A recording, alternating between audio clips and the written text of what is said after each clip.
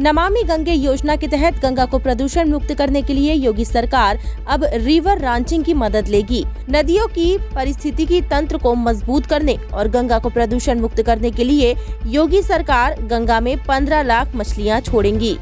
नमामि गंगे योजना के तहत गंगा में प्रदूषण को नियंत्रित करने के लिए सरकार के निर्देश पर मत्स्य विभाग द्वारा गंगा में 15 लाख विभिन्न प्रजाति की मछलियों को छोड़ने की योजना बनाई गई है। 12 जनपदों में ये मछलियां छोड़ी जाएंगी। यह मछलियां नाइट्रोजन की अधिकता बढ़ाने वाले कारकों को नष्ट करेंगी।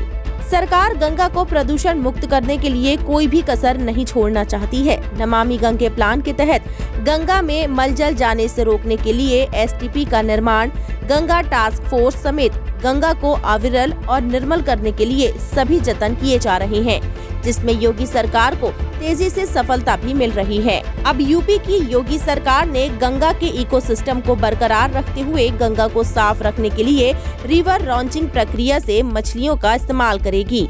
मत्स्य विभाग के उपनिदेशक NS रहमानी ने बताया कि गंगा में प्रदूषण को नियंत्रित करने और नदी का इकोसिस्टम बरकरार रखने के लिए रिवर रॉन्चिंग प्रोसेस का भी प्रयोग किया जाता है। इस प्रक्रिया में गंगा में अलग अलग प्रजाति की मछलियां छोड़ी जाती हैं। यह मछलियां नाइट्रोजन की अधिकता बढ़ाने वाले कारकों को नष्ट करती हैं, साथ ही गंगा की गंदगी को समाप्त करती हैं। उन्होंने जानकारी दी कि गंगा में अधिक मछली पकड़ने व प्रदूषण से गंगा में मछलियां कम होती जा रही हैं। 20 सालों से लगातार नदियों में मछलियां घट रही हैं, जो अब 20% रह गई हैं। मत्स्य विभाग के उपनिदेशक ने बताया कि 4000 वर्ग मीटर क्षेत्र में मौजूद लगभग 1500 किलो मछलियां 1 मिलीग्राम प्रति लीटर नाइट्रोजन वेस्ट को नियंत्रित करती हैं।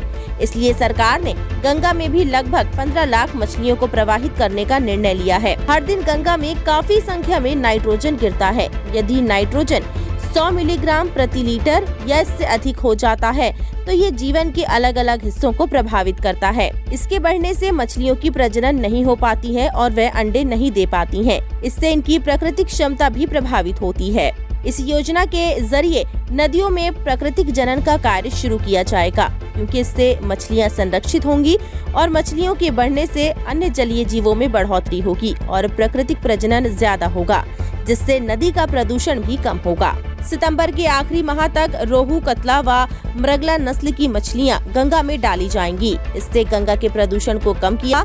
इसके लिए 70 mm के बच्चों को भी तैयार किया गया है। खास बात यह है कि ये मछलियों के बच्चे गंगा में रहने वाले मछलियों के ही हैं, क्योंकि यदि मछलियों का प्राकृतिक वातावरण बदलेगा तो इससे उनका जीवन भी प्रभावित होगा। इसलिए पहले गंगा नदी से ही मछलियों को चुनकर हैचरी में रखा गया, वहां उनकी प्रजनन हुई और अब 70 mm के बच्चे तैयार किए गए हैं।